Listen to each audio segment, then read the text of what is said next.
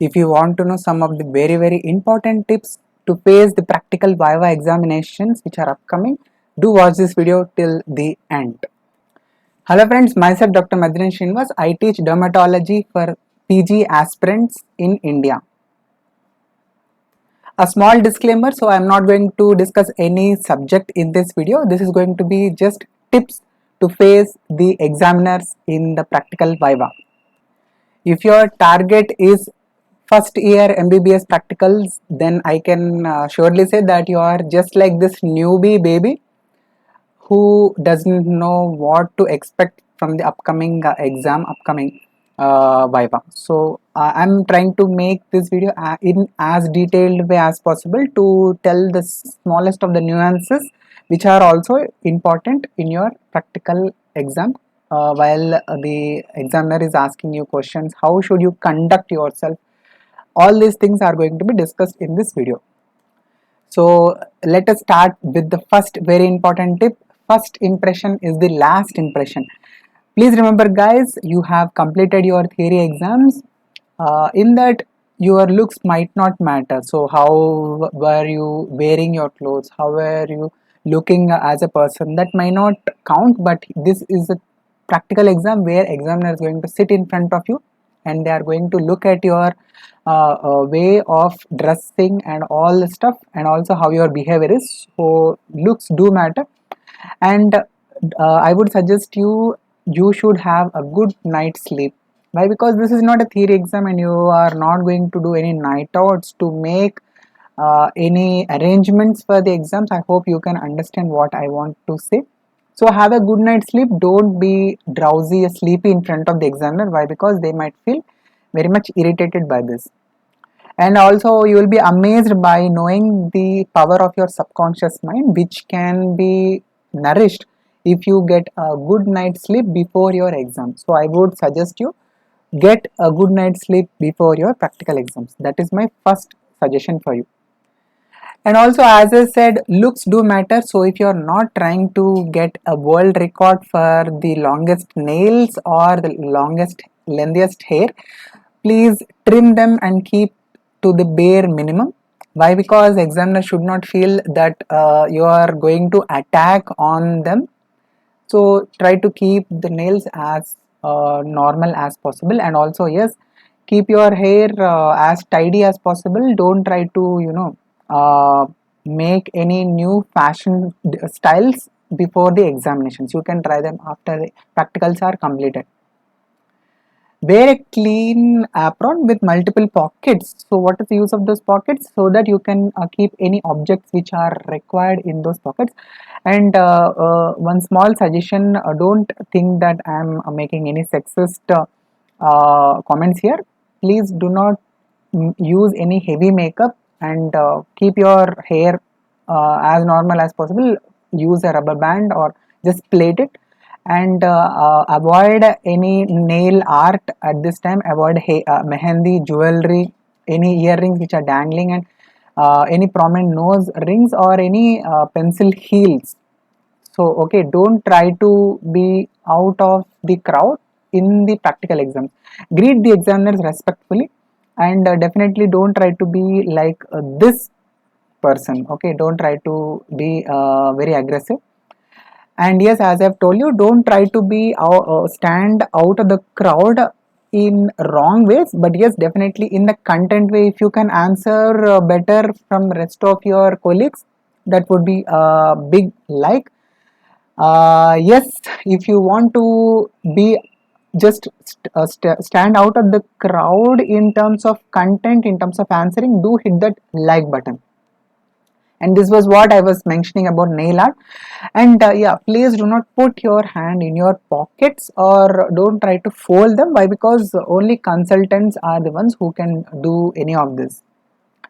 And in the practical, the most important thing is be confident with the answers which you are giving. If you are sure about what you are uttering in the exam, just say it with a sheer confidence. And stay cool and be calm. Yes, I know this is the big day. You are facing some other examiner, who is an expert in that subject, and you might feel little bit nervous or you might feel that adrenaline rush. but try to stay cool and be calm. Whatever you have read till this point, that is going to help you out in this phase of your exam.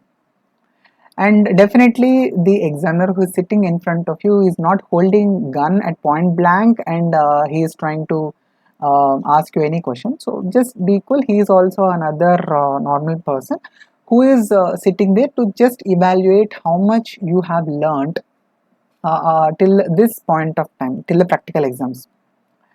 And in general, please remember, do not argue with the examiners. They are infallible during the course of the examinations, and do not make them angry with your attitude.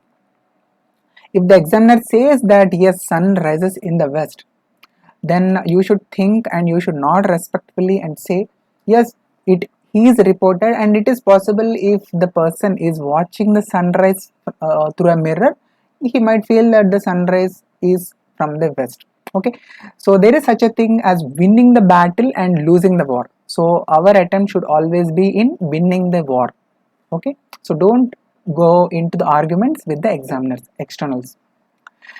And I hope you have watched this movie. If you have if you remember this movie's name, please do comment in the comment section. Listen and answer what the examiner is asking you. So if the examiner asks you to take up any instrument, any object, take that and try to answer about that with some related relevant points if you know about it. And certainly do not miscommunicate, or do not if think that examiner has asked something else.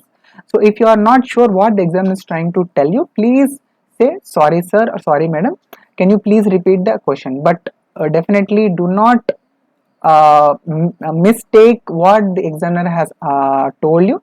And I hope you have watched this movie. So in this, the examiner has asked to take some instrument, but instead of telling instrument, examiner told that take any one of these things which are there in front of you, and this student has chosen to take a biscuit and to eat that. So if in case the examiner feels this is very funny, that is okay, that is fine, no problem for you. But if in case the examiner is already hungry and you are snatching away some of their snacks, definitely they might feel offended, they might get angry and furious on you. So be very careful. And yes, if you are asked any question, if you listen to it carefully, if you understood the question, try to answer it to the point. Do not beat around the bush. Okay, answer it to the point. And yes, the less you answer, the more questions you will answer. So I will tell this with an example. So if this is the question which the examiner asked, try to tell me in which area there will be a problem in the upper motor neuron lesions. Okay, so then you just answer this portion. Okay, don't try to differentiate between upper motor neuron and lower motor neuron. Next, the question will be what will be the tone in the upper motor neuron lesions. Then you answer, sir, it is going to be increased in the upper motor neuron lesions. So like this, in a small chunk wise manner, you try to answer the examiner. So what will this help you out is that instead of you talking more, if the examiner is talking and asking you the question, then the examiner will feel that yes, this student has read this topic and knows almost all the points about this topic. And also this will prevent something from happening. What is that? The more you talk, the more is the possibility for you to utter something which you are not sure about, and because of which you might be dragged yourself into some of the topics which you are not comfortable with. So this strategy is very very important for you in the practical exams. And read and revise your theory questions before you go for practical exams. So this is one more thing which I want to tell from the previous example. That is, there was a question in anatomy. This is for example, there was a question in upper motor neuron, lower motor neuron differentiation in anatomy exam, and the same question again it was asked in the physiology exam. So if my suggestion for all of you is, if you have completed your theory exams, do keep your theory examination question papers carefully and try to revise them again. Why? Because the examiners might have corrected your papers, and they might have seen that okay, these are the questions which students have not answered properly. So they might feel that okay, let us see if the student has read these questions after the exam is completed or not, after theory is completed or not, and they might again ask you those questions. And if in case you answer them, okay, the examiner feels okay, this student is studious and he or she is interested in knowing the facts, even if they have made it wrong in theory exam. But if in case you do not answer, then it gives a wrong impression that this student is not interested whatsoever. Why? Because you even after you have not been answering this question properly in the theory, you are not reading this, you are not attempting to read this and know about this topic in the practical exam at least. So read the theory questions, they might be again asked in your practical exams. And if in case you are not sure about the answer, stay silent or say I am sorry sir or madam, I do not know the answer for the question. Why? Because the examiner might feel that okay, let us give some clue, and with that clue you might answer. But this should be the last thing which you should do. If you are not sure about the upper motor neuron, lower motor neuron, if you are not very confident, then yes, try to say something related to that, okay, but do not try to answer something completely wrong. Why? Because if you do that, it will definitely give a very wrong impression that you are not sure about any answer and you are trying to give some wrong answer. This will impact all the previous answers which you have given, and the examiner might feel that all the statements which the student is going to give in the upcoming viva also will be wrong. So to prevent that, try to give the exact answer whichever you are sure about, and or if you are not sure, ask the examiner to give some clues. Definitely you are not a PG in that particular subject, anatomy, physiology, biochemistry, whatever subject, so definitely you might not know certain facts or certain things. The examiner will feel very happy if you are asking for a clue, and if you answer after the clue, then it is very well and fine. And last thing is conflict. Mention if in case there is some conflict between you and the examiner. The examiner asks you what is the source for your information, don't utter any Tom, Dick and Harry book. Try to only tell some standard textbooks. Okay, only tell that this is I am uttering this from so and so standard textbook. So for example, biochemistry, Harper, you can mention them like this, or Guyton in the case of physiology.